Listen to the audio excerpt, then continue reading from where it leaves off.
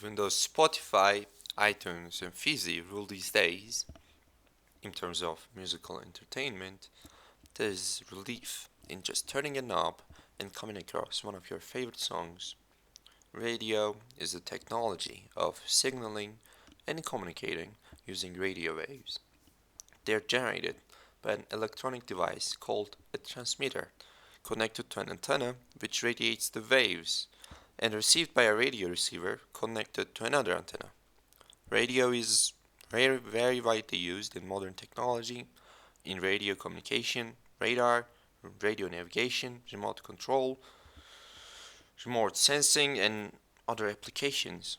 Radio waves were first identified and studied by German physicist Heinrich Hertz in 1886. The first practical radio transmitters and receivers were developed around 1896 by Italian Marconi, and radio began to be used commercially around 1900s.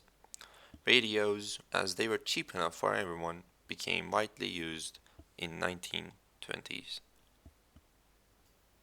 So, here are some of the radios that I found at home. Some of are fairly old and some of are fairly new. How do these actually work though? We have today the use of digital decoders that turn electrical impulses into music. Yet how these cheap and 100-year-old machines that know how to convert an electromagnetic radio wave into, let's say, a football match or a concert or, I don't know, to Justin Bieber's crappy music. Anyways, AM broadcasting came up before FM broadcasting, so we'll start with AM.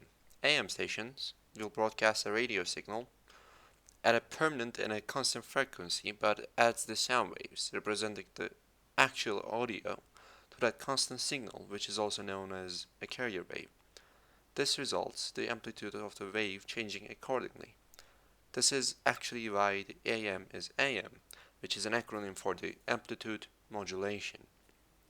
We can set our radio to play this carrier wave as some sort of audio, or we can simply use the knob on our radio to dialogue to the station we're looking, as each station has a constant frequency.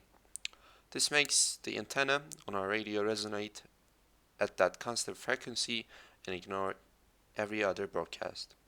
So the oldest radio we have in our home is nothing but a copper coil. The turns around the copper determines the frequency. As our antenna resonates and correspond to the one constant radio frequency we have chosen, it gets rid of the other parts and uses its speakers to produce sound by altering the voltage. This is pretty amazing, as this is all done with an analog process. FM broadcasting works slightly different.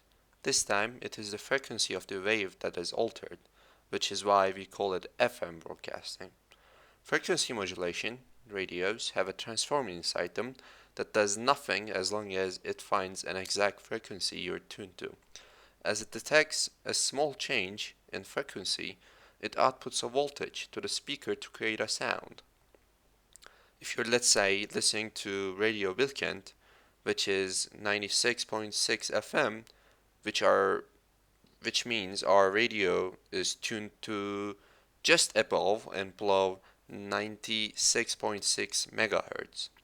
FM is more reliable compared to AM, as AM sees amplitude spikes as actual sound to produce, where FM relies on frequency to produce sound which ignores amplitude.